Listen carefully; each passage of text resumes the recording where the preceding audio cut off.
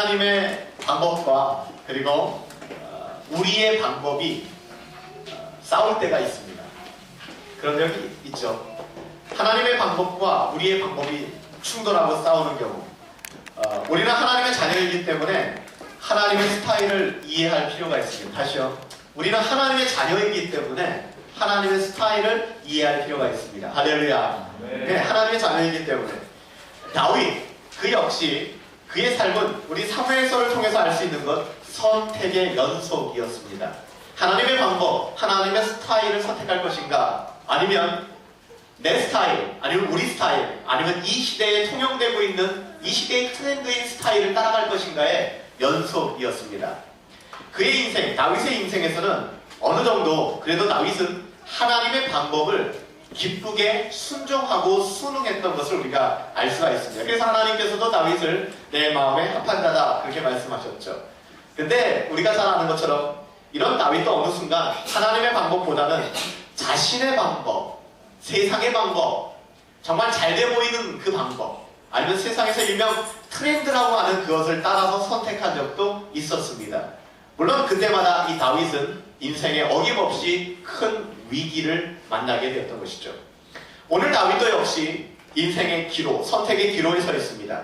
그것은 바로 이 법궤와 관련된 그런 일이었습니다. 다윗은 이스라엘의 왕이 되었습니다. 우리가 살펴보았죠. 12분의 1의 왕에서 이제는 이스라엘의 통일의 왕이 되었습니다. 예루살렘, 여부수족을 몰아내고 예루살렘 성도 정복했습니다. 그의 약점을 가지고 사악하게 공격해드는 그 쓴뿌리였던 블레셋도 승리하였습니다. 이제 거의 모든 문제가 다 해결된 것 같습니다.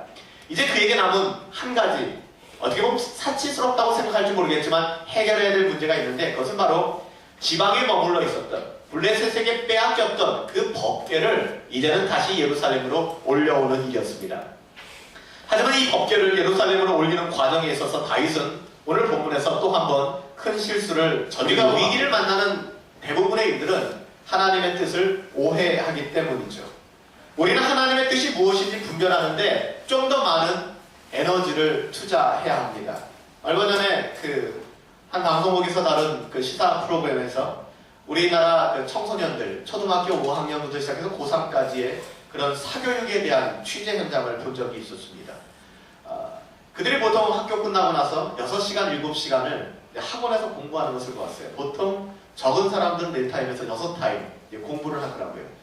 선행학습부터 시작해가지고서 자기주도 학습까지 굉장히 열심히 공부하는 것들을 보았습니다. 여러분들 어떻습니까?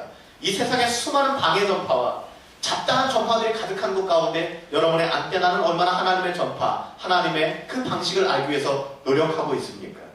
여러분들, 수많은 전파가 난무하는 이 시대에 정말 정확한 주파수를 맞추지 않으면 우리는 하나님의 음성을 들을 수 없다는 사실을 여러분 기억하시기 바랍니다. 세상에 잡다한 자본만이 들려올 것입니다. 허접한 이야기들, 세상의 진리인 척 가장하는 그 이야기들만 우리에게 들려올 뿐입니다. 오늘 우리는 다윗의 입장에서 이 문제를 바라보기 원합니다.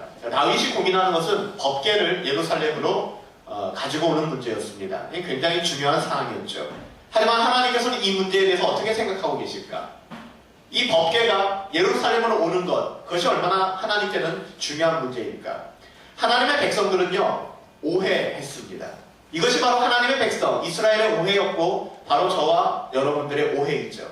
하나님의 백성들은요, 처음부터 끝까지 역사가 시작된 6천년, 4천년 전부터 시작해서 지금까지 하나님의 백성들은요, 호흡을 시작하면서부터 끊임없이 오해해왔습니다.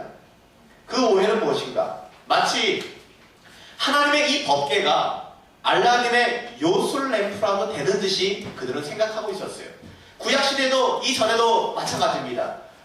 여러분들, 이 광야에서 유리방황하던 이스라엘 백성이 하나님의 말씀에 불순종해서 불뱀에게 물렸습니다.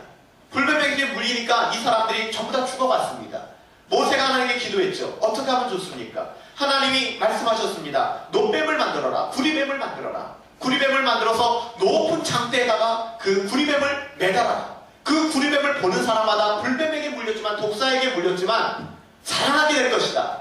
말도 안 되는 이야기를 하셨죠.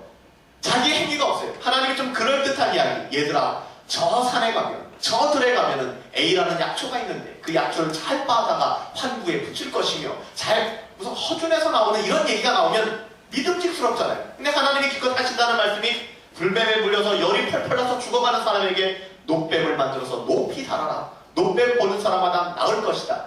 이건 믿음을 요구한 것이죠. 이스라엘 백성 그렇게 했습니다. 근데 여러분 아십니까? 이 놋뱀을 얼마나 이스라엘 백성이 후에 오랫동안 간직했는지 거의 우상이 되었습니다. 오늘날에도 이러한 미신은 기독교 안에 여전히 만연되어 있습니다. 마치 기독교가 세상의 복을 받는, 하나님의 복도 아니고 세상의 복을 받는 알라딘의 요술램프라도 되는 것이라고 생각합니다. 유감스럽게도 그 세상의 복이라고 하면 무엇입니까? 세상에서 잘 먹고 잘 살고 모든 시험에서 다 붙고 내 인생의 모든 다 형통하고 이것이 복이라고 생각을 하시죠. 기독교인이라는 신분, 내가 세례받았고 기독교인이라는 신분이 마치 천국을 보장하는 것처럼 교회에 출석하고 적당히 교회에서 조직생활하면은 천국 간다고 우리는 세뇌되어 있지 않습니까? 성경은 어디에도 교회 생활 잘하고 집사, 장로, 목사라고 천국 간다고 기록되어 있지 않습니다. 예수님을 믿으셔야죠. 예수님이 무능하시기 때문인가요? 어떤 사람들은 전혀 자기 준비하지 않고 내게 좋은 직장을 달라고 기도합니다. 근데 아십니까? 그 기도보다 더 세게 기도하는 사장님이 계시죠. 그래서 우리는 항상 취직이 되지 않습니다. 어떤 사람들은 자기 준비 전혀 하지도 않고 좋은 회사 가게 달라고 기도합니다.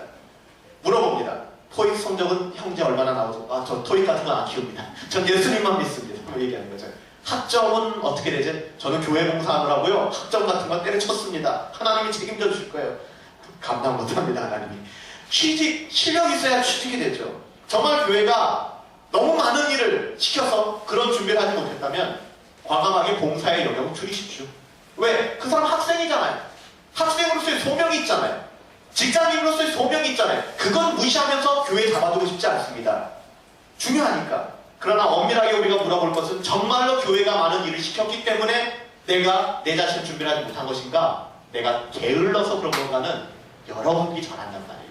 그건 우리가 서로 생각해보고 점검해야 될 것이에요. 대부분 나의 게으름과 나태한 생활 때문에 그런 것이지 교회 때문은 아니에요. 법궤를 왜 주셨는가? 율법을 왜 주셨는가? 주일 성수를 왜 하라고 하셨는가? 11조를 왜 하라고 하셨는가를 생각하셔야지 그것 때문에 시험 들고 그것 때문에 무너지고 그것 다 했다고 내 권리를 내가 의무를 다 했다고 생각한다면 우리는 하나님을 오해하는 것입니다. 그럼 하나님의 뜻은 무엇일까요?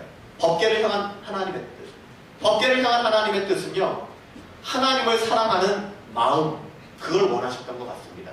물론 다윗은 그런 마음으로 이 법궤를 가지고 온 것입니다. 그게 중요하다는 것이죠. 그게 중요하다는 것이죠.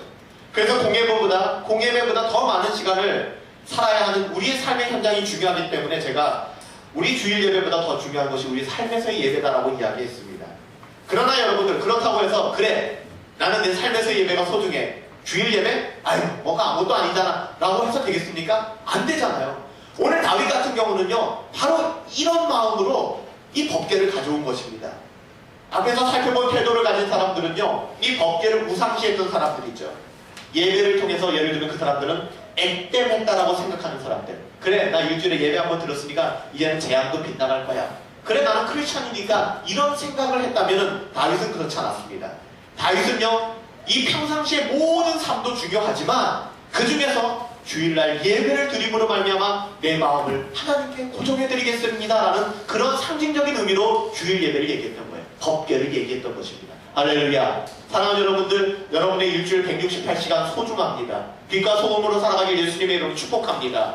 그렇다고 해서 3시간, 2시간 모이는 주일 예배와 공예배 중요하지 않습니까? 아닙니다. 여러분들 주일 예배에 승리하시고 성공할 수 있게 되길 예수님의 이름으로 축복합니다. 다윗 그런 마음으로 법궤를 가져다가 예루살렘으로 모시기를 원했던 것입니다. 우리도 이런 영적 태도를 가져야 됩니다.